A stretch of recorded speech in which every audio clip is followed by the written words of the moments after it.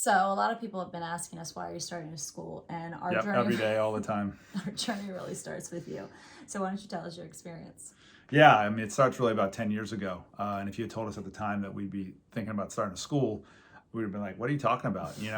But I started working in education, and as part of my job, I was visiting schools all the time.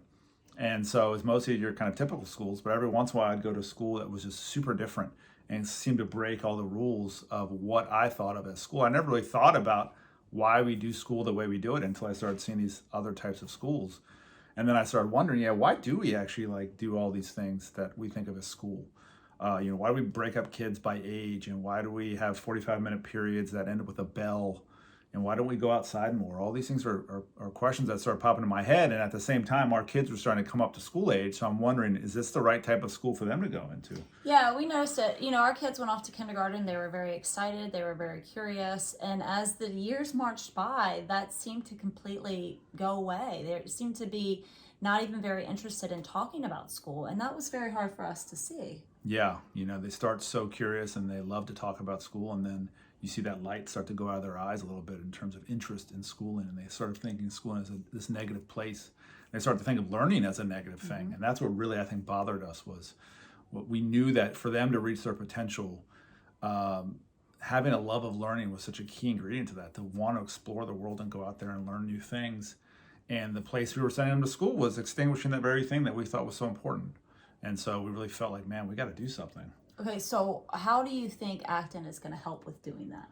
Yeah, I mean, I think Acton fundamentally flips the relationship between you as a student and what you're learning.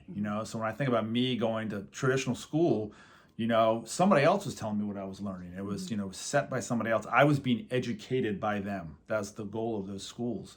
Where at Acton, we start with the question of like, what is your calling? Like, what are you trying to do with your life? And we ask that even when they're very young, and we don't expect them to have a great answer, but we're starting to make them think about, what is it I want to do with my life? And we're giving them a lot of inspiring examples of what other people have done.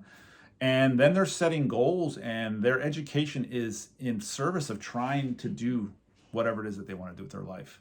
And that fundamentally changes your motivation when you think about your education as being part of something that you're choosing to achieve a goal. I think of it like when you read a book, right? If somebody tells you have to read this book, you sit down and you're counting the pages and you're just trying to get through it as fast as you can. Whereas if you are interested in something and you find a book that helps you explore that interest, it's a completely different experience. And that's like what Acton's like. Yeah, we noticed it with our children. When we would send them outside, they'd go outside and they'd be very curious and very interested in what they were doing. And it was kind of on their terms. But then they would come home from school with a project, and they would have a list of things that they needed to do. And instead of actually learning what they were supposed to be learning about for the project, they were just checking off a checklist. That's like me. They got from their father. I was the exact same way. I mean, I when I was a student, I just did the minimum I had to do to get a good grade. And that was it. I never thought about sort of exploring things more. And so, again, that's just a choice we've made with our school design. There's really no reason why a student has to sit there and be taught to for 6 hours a day and be passive in the whole experience, right? You can give them hands-on projects, you can give them control. Mm-hmm.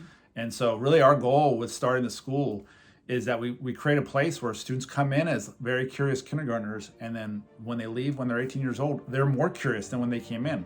Why is that not possible?